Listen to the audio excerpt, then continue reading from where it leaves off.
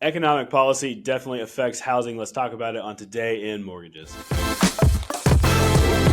what's up, Dreammakers? Welcome back to the show. We're talking about what's real, what's hype, and what you should actually be paying attention to out there in the world of mortgage and real estate news. Before we get started today, Rich, had a good time with you this weekend out in Scottsdale. What were we up to? Man, we had the President's Club, and we had our top 10% of the company, which happened to also be in the top 10% of the entire industry nationwide. So it was great to spend time with those guys, share some ideas on what's working, what's not working, and just really put our arms around each other and celebrate the big team. Absolutely. And of course, you absolutely crushed it out there on the golf course. We had a great time, a lot of fun with all of our top people. But, Rich, what are we talking about today? Builder confidence. What's going on with builders right now? That's what we're talking about today, Michael. Yeah, you sent me an article. It's from Housing Wire. The title is Reciprocal Tariffs Would Create Chaos for Home Builders. That's a pretty negative title, Rich. Yeah. Let's break this down a little bit. Tell us what they're saying here. Listen, if I'm a builder, I need it to be predictable. I need to know I'm going to build 100 houses this month and I'm going to sell 100 houses over the next 60 days. The problem is there's a lot of uncertainty with this tariff talk. If you break down how, all the materials that a builder uses to build a home, you've got your small and large appliances, over 60% of those come from China.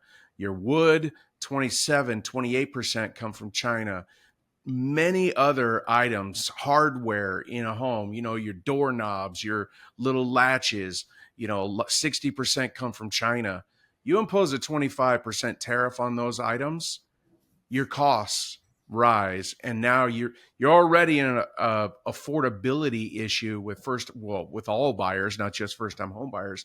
Now you're talking about how do you price that in while still having a price that's attainable by a first time home buyer. It's just a challenge.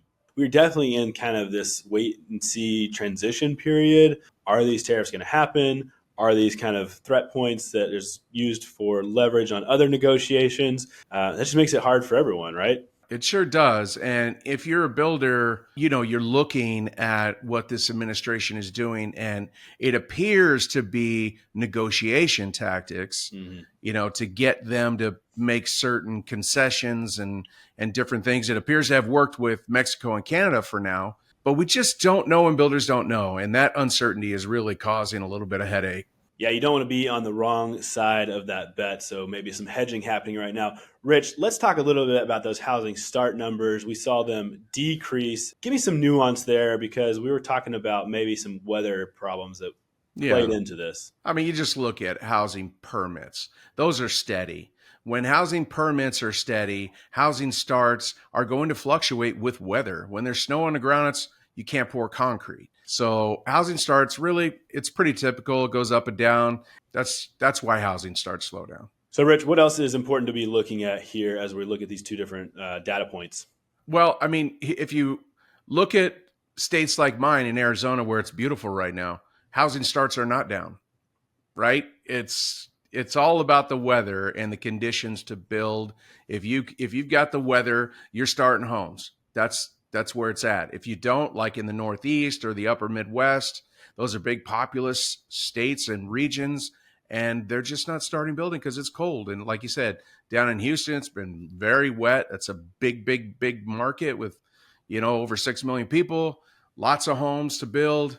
It's too wet to start. So what I'm hearing is you bragging about your weather versus my weather. And I got to experience that. I was blessed to get in Scottsdale with you this past weekend. So you definitely got some pretty great weather there right now. Rich, before we wrap this up, I just want to say thanks for everything you did for us this past weekend and the coaching you gave me and the rest of the team at our President's Club. Anything you want to say about that event and what other loan officers out there in the industry should be looking for in a great company that they want to work for? Right. I mean, obviously President's Clubs we get to celebrate our success for the year and have some fun on ATVs and play some golf and really celebrate and have a couple cocktails at the bar.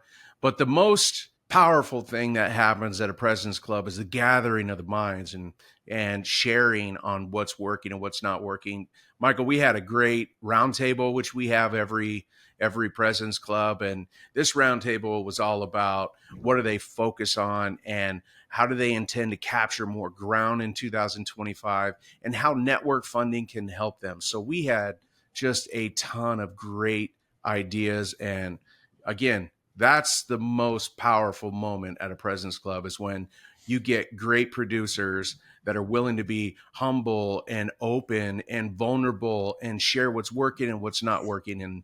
And we really had a few great hours doing that. And Rich, what I really liked about that is that there's several people there from our corporate ops team. I was there. I know everyone came away with a bullet point list of, hey, these are the ideas that these loan officers have. How can we go back and implement those as fast as possible? That's what's really great about network funding, is that we're so lean. We don't have a tall structure on our management. So a lot of those ideas can get going right away. And so I've already got my list of things that I'm looking forward to working on this next month.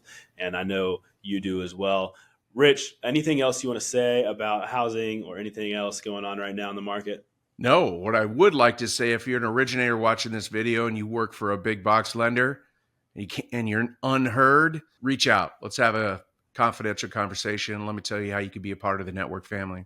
I love it. Hey, Rich, thanks so much for everything you're doing for us. Thanks everyone out there for watching and listening wherever you are. We appreciate you, and we will see you next time on Today in Mortgages.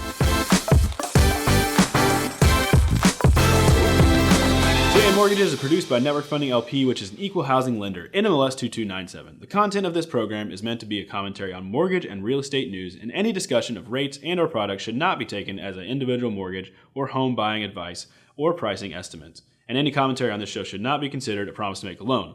All applicants for a loan must qualify, and you should consult a professional regarding your individual loan scenarios for your financial situation. Visit our website at nflp.com/licenses for all state licensing and other legal information.